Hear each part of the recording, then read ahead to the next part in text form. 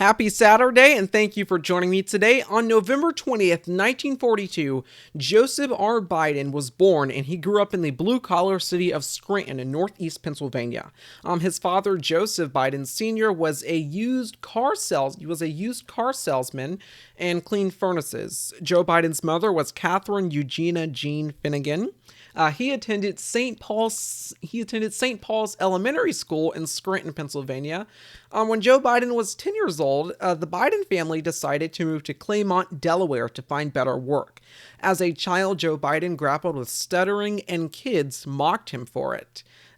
Essentially just mocking him, as I previously stated.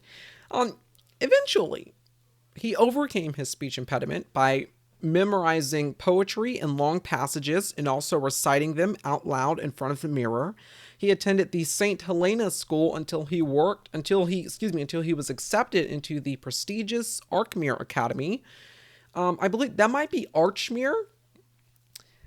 In order to assist his family in affording tuition, Biden worked by washing the school windows and weeding the gardens. In 1961, Biden graduated from Archmere and went on to attend the University of Delaware.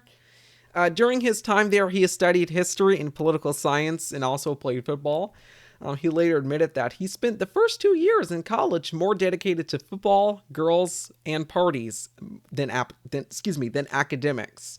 But he also became very intrigued in politics during these years, and that was in part because of the inspiring inauguration of our nation's 35th president, President John Fitzgerald Kennedy, in 1961, when he and his running mate, which was President Kennedy and Lyndon B. Johnson, assuming the office, becoming president and vice president. So then, on a spring break trip to the Bahamas during his junior year, Biden met a student at Syracuse University named Nelia Hunter, and they fell in love. He was encouraged by her and dedicated more time to his studies, and was later accepted into Syracuse University Law School upon graduating from Delaware in 1965. In 1966, he and Nelia got married. He was described as one of the best law students, and after graduating from law school in 1968, Joe Biden moved to Wilmington, Delaware, to begin practicing at a law firm. Also, he became sort of an active and just very, very active participant in the Democratic Party. And in 1970, Joe Biden was elected to the Newcastle County Council. In 1971, when he was serving as a councilman, Biden began his own law firm. Subsequently, Biden had 3 children, Joseph Biden III, Hunter Biden, and Naomi Biden. Biden said in a statement, quote, "Everything was happening faster than I expected," end quote. 1 year later, in 1972, the Delaware Democratic Party encouraged 29-year-old Joe Biden to run against the very popular incumbent Republican Senator J. Caleb Boggs. Many people believed that he did not have a chance. I mean, literally not. I mean, J. Caleb Boggs is so popular at this point. He is an incumbent Republican senator. 29 years old, he does not have a chance. His sister, Valerie Biden Owen, served as his campaign manager, and both of his parents campaigned for him daily. And 48 years ago today, Joe Biden won that seat. This was reporting from ABC News at the time. The youngest new face in the U.S. Senate next year will be that of Democrat Joseph Biden of Delaware. So young, in fact, that at the time of his election on November 7th, Biden was not yet old enough to serve. Yesterday, that problem was resolved. ABC Capitol Hill correspondent Bob Clark has the story. They gave a surprise party yesterday for Joe Biden, who will make history because of his age when he takes his seat in the new Senate.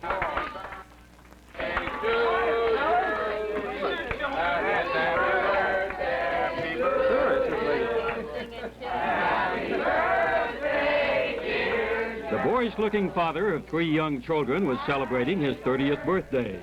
That makes him just old enough to be a United States Senator, 30 being the minimum age prescribed by the Constitution. Biden, a liberal Democrat, pulled one of the big upsets of the election by unseating a 63-year-old Republican, Caleb Boggs. In Washington today, he was having trouble convincing some people he really is a senator and having some doubts about the Senate seniority system, while hoping older members won't hold his age against him.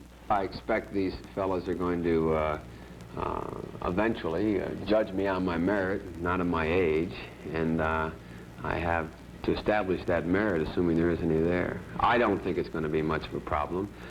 Beyond having other senators' staffs think I'm applying for a job or as a page or something. Would you like to see some changes in the seniority system?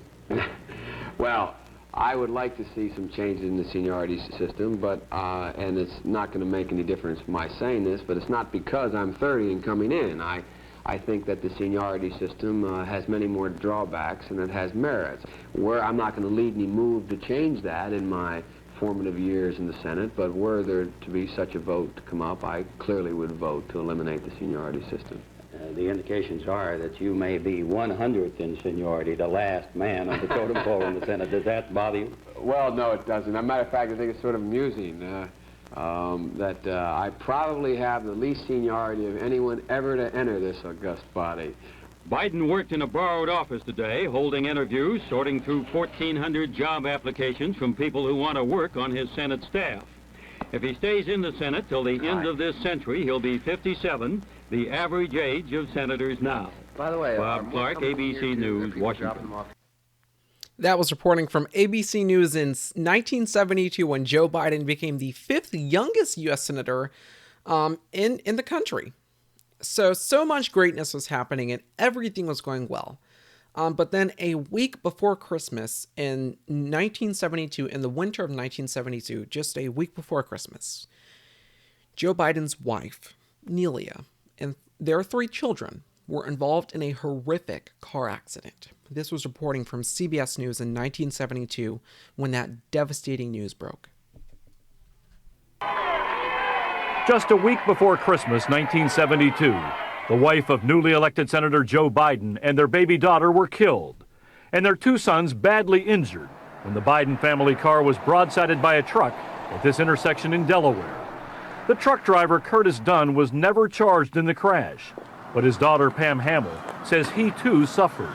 He grieved over that. He was haunted and tormented by that for years. Dunn died in 1999, but since then his family has endured widespread rumors and reports that he had been drinking just before the collision. At least twice, Biden himself has made public references to alcohol being involved in the crash. In 2007, Biden said the truck driver, quote, allegedly drank his lunch. And multiple news outlets, including CBS News, have reported that Dunn was drunk. Hamill disputes that, saying her dad had not been drinking. The truth is, it was a tragic accident. No alcohol was involved. The police reports have been lost, but Delaware Judge Jerome Herlihy, who investigated the crash, supports Hamill. He tells CBS News there was no indication that the truck driver had been drinking. Last fall, a spokesman for Biden said Biden fully accepts the Dunn family's word that these rumors were false. Now, Pam Hamill simply wants the record to be clear. He was a good, hardworking man and a wonderful father. And her father's reputation restored. Bob Orr, CBS News, Newark, Delaware. So that was reporting from CBS News, but one clarification there, that was actually CBS News reporting from 2009. That accident was so emotional and so difficult for Joe Biden that he considered resigning to spend time with his children. But ultimately, he honored his, my apologies. Biden was not actually sworn in yet as a U.S. senator. But essentially, after that accident was so emotional and so difficult for Joe Biden that he essentially did not want to assume that position as a U.S. senator representing the people of Delaware. But ultimately, he honored his commitment and continued representing the people of Delaware in the Senate. Biography.com writes, quote, he skipped the swearing-in ceremony for new senators in Washington and instead took the oath of office from his son's hospital room. In order to spend as much time as possible with his sons, Biden decided to continue to live in Washington, commuting to and from Washington each day by Amtrak train, a practice he maintained through his entire long tenure in the Senate, end quote. In 1977, Joe Biden married Jill Biden, and Senator Biden was in the Senate through the Robert Bork Supreme Court hearings, the 1994 crime bill, which he has since said was a mistake, the Anita Hill hearings, Watergate, and so much more. And because things were going so well for Joe Biden, he decided to run for president again, the first time he decided to run for president in 1987, his first attempt for the presidency of the United States. He later dropped out of the Democratic primary, and he had been suffering from severe headaches during the campaign. One of the major reasons why he dropped out of that race was because he plagiarized a speech, which he later apologized for. Later on, doctors discovered that he had 2 life-threatening brain aneurysms. He underwent surgery and survived, and essentially because he was so resilient, Senator Biden returned to the U.S. Senate after a 7-month recovery period. 20 years later, after his first unsuccessful presidential bid, in 2007, he ran for president again and ultimately failed. But in that 2007 race, the frontrunners were Hillary Clinton and Barack Obama. 7 months later, Barack Obama was awarded the Democratic nomination and chose Joe Biden as his running mate. With Biden on the ticket, he helped Obama win the states of Ohio and the Commonwealth of Pennsylvania. Ultimately, on November 2nd, 2008, the Obama-Biden ticket won.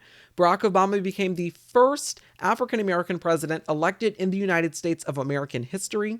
Barack Obama went on to become the president-elect, and Joe Biden became the vice president-elect.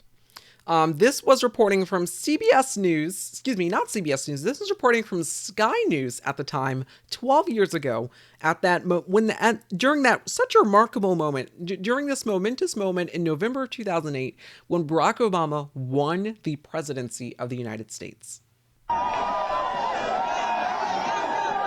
Across America, the celebrations were long and loud. USA! USA! People poured onto the streets as Obama's overwhelming victory was confirmed. For many, the result brought relief and joy. It took people to get their butts kicked to finally stand up for change, and I've been waiting for this for a long time. And as I'm a black American, now I feel that we can do anything. See, before they were just saying it, but now we have somebody to look up to and we can see, yes, we can. We're one rainbow that's shining together. Today, America is reborn. I feel vindicated. I feel what Barack did, he did it for all African Americans that go out and work hard every day. Obama, baby! We did it! We did it! New York's iconic Times Square, the very heart of this great city, overflowed.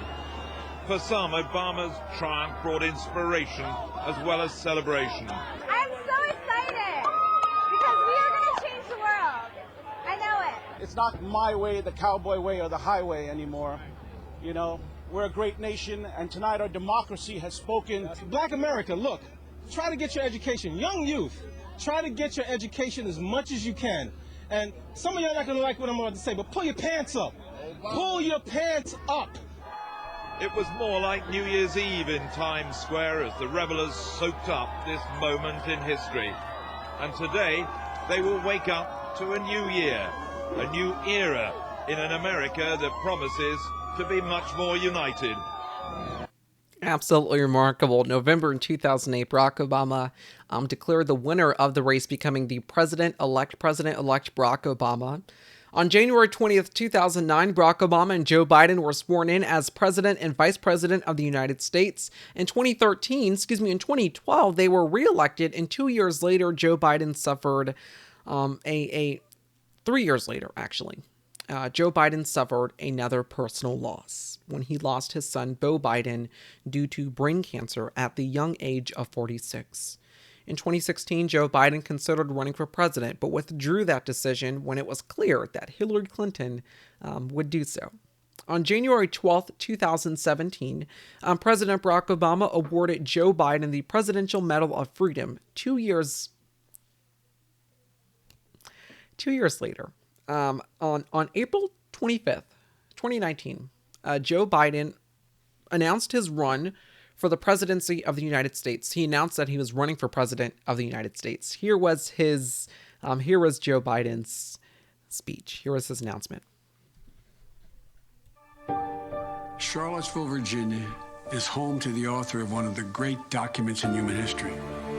We know it by heart. We hold these truths to be self-evident, that all men are created equal, endowed by their Creator with certain inalienable rights. We've heard it so often, it's almost a cliche, but it's who we are. We haven't always lived up to these ideals. Jefferson himself didn't, but we have never before walked away from them. Charlottesville is also home to a defining moment for this nation in the last few years. It was there on August of 2017 we saw Klansmen and white supremacists and neo-Nazis come out in the open. Their crazed faces, illuminated by torches, veins bulging and bearing the fangs of racism, chanting the same anti-Semitic bile heard across Europe in the 30s. And they were met by a courageous group of Americans, and a violent clash ensued. And a brave young woman lost her life. And that's when we heard the words of the President of the United States that stunned the world and shocked the conscience of this nation. He said there were, quote, some very fine people on both sides. Very fine people on both sides? With those words, the President of the United States assigned a moral equivalence between those spreading hate and those with the courage to stand against it. And in that moment, I knew the threat to this nation was unlike any I had ever seen in my lifetime. I wrote at the time that we're in the battle for the soul of this nation. Well, that's even more true today. We are in the battle for the soul of this nation. I believe history will look back on 4 years of this president and all he embraces as an aberrant moment in time. But if we give Donald Trump 8 years in the White House, he will forever and fundamentally alter the character of this nation, who we are, and I cannot stand by and watch that happen. The core values of this nation, our standing in the world, our very democracy, everything that has made America America is at stake. That's why today I'm announcing my candidacy for President of the United States. Once again, that was former Vice President Joe Biden addressing the nation, essentially declaring that he will be running for president of the United States. That was essentially part of his announcement speech. I encourage you to actually go on YouTube and search up Joe Biden announces run for the presidency and watch the entire thing. It's just absolutely remarkable, well technologically put together video of him announcing his presidency. Biography.com writes, quote, after Trump's impeachment trial ended with his acquittal on February 5th, 2020, Biden finished 4th in the Iowa caucuses and then 5th in the New Hampshire primary. But he rebounded and with a resounding win in South Carolina at the end of the month and continued his momentum by claiming the majority of delegates from Super Tuesday voting in early March. His surge driving most of his top competitors essentially out of the race. End quote. Yeah, and some people did believe that Joe Biden was done and that he just should drop out. Nevertheless, due to the remarkable and inspiring and absolutely just influential endorsement of South Carolina Democratic House Majority Whip Jim Clyburn, he won that primary and it reinvigorated his campaign. On August 11th of this year, Joe Biden chose Kamala Harris to be his vice president, and later in the month, he officially became the Democratic nominee. It also is worth mentioning that essentially in March, when Joe Biden and Bernie Sanders, essentially the last two contenders in the 2020 primaries in that race, were on the debate stage, were at that scene in debate in early March, Joe Biden committed to choosing a female for his vice president, and he ultimately delivered on that promise, and on August 11th of this year, he chose Kamala Harris to be his vice president. Then, the presidential and vice presidential debates transpired. And after all of that loss and all of that heartbreak and political continuation in public office, and after 2 failed attempts to essentially obtain the office of the presidency of the United States, today, Joe Biden won the election, becoming president-elect after winning the Commonwealth of Pennsylvania, which is his home state. He has defeated Donald Trump, an incumbent president, which is very, very rare. And the last incumbent president to lose re-election was George Herbert Walker Bush in 1992 to Bill Clinton. Donald Trump now joins that list. Joe Biden won the most votes in the history of presidential elections, earning more than 74 million votes.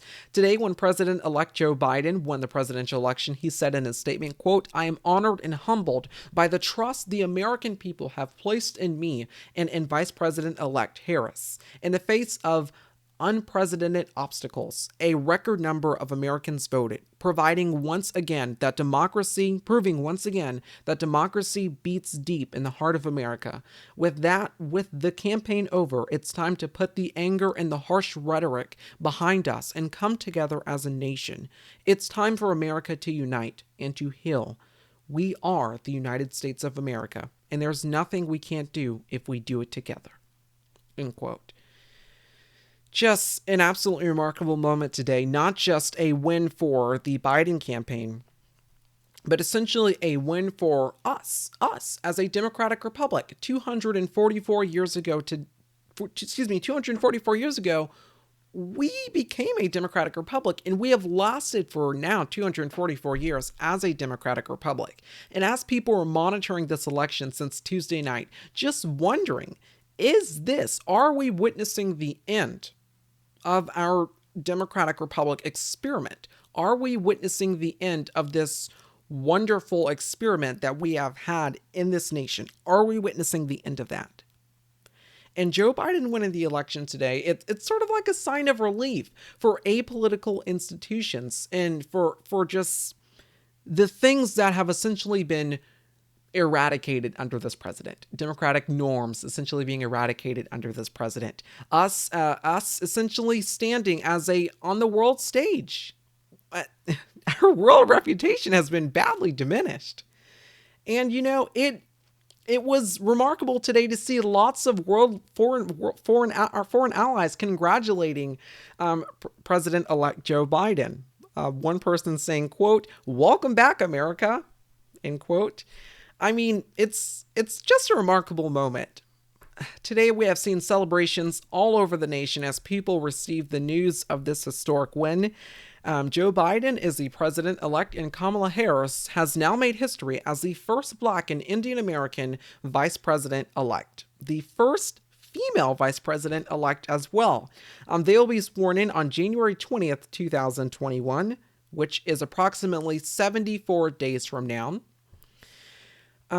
That essentially does give President Trump, essentially, if he wants to sort of, especially since President Trump has not conceded this election yet, and the president is still reportedly infuriated, that does technically give President Trump these 74 days to express his sort of vitriol and it's still enragement as we are monitoring these 74 days heading into the inauguration of Joe Biden and Kamala Harris.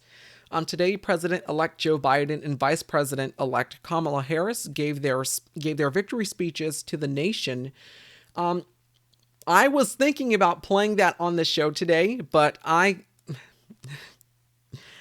don't necessarily want to put in a clip of those highlights. I would actually like you to go witness that yourself. So on YouTube, you can type in those speeches and you can find them on YouTube. I want you to watch those in full. I'm not going to play a sort of short clip here on the show. I want you to actually go and witness this historical moment. Watch that in full. Joe Biden, President-elect Joe Biden, excuse me, I'm going to get used to saying that now. President-elect Joe Biden today, when he spoke to the nation, he pledged that he would not only represent the people that voted for him, but the people who voted for President Donald Trump as well. And that is just such a remarkable sort of coalescing point as we still are a divided nation. I mean, right now, Joe Biden has more than 74 million popular votes, and Donald Trump has more than 70 million electoral votes as popular votes as well. And so that does still say that we are a very, very divided nation, and many people still support the president, and many people also support now President-elect Joe Biden. And so to hear President-elect Joe Biden say that today was just absolutely remarkable in terms of moving on in the next step of governing in the nation. And as the Biden victory was announced today, many news organizations, including BuzzFeed News, interviewed Americans all over the country and asked them how they felt. Asked them how and what they felt during this moment. 17-year-old Zoe Zisser said, quote, "Thank you, but it's not over yet. You have to keep going." Adita Rayo said, quote, "Thank you. Thank you for running for us. Thank you for fighting for us. And thank you for saving our democracy." End quote. This is Mika. Quote, "Joe Biden, thank you. This is the beginning. We got a lot of work to do. We're going to hold you accountable. We're going to keep moving forward to make this country better and united." End quote. This is really a remarkably historic moment in our nation. You will one day be able to tell your future children and grandchildren where you were on this day. I was sitting in my bedroom at my desk when the results came in, astonished. And remember this day, November 7th, 2020, when Joe Biden became the president-elect and when Kamala Harris made history as the first Black and Indian American female to become vice president-elect here in these United States of America. More to come tonight. Stay with us.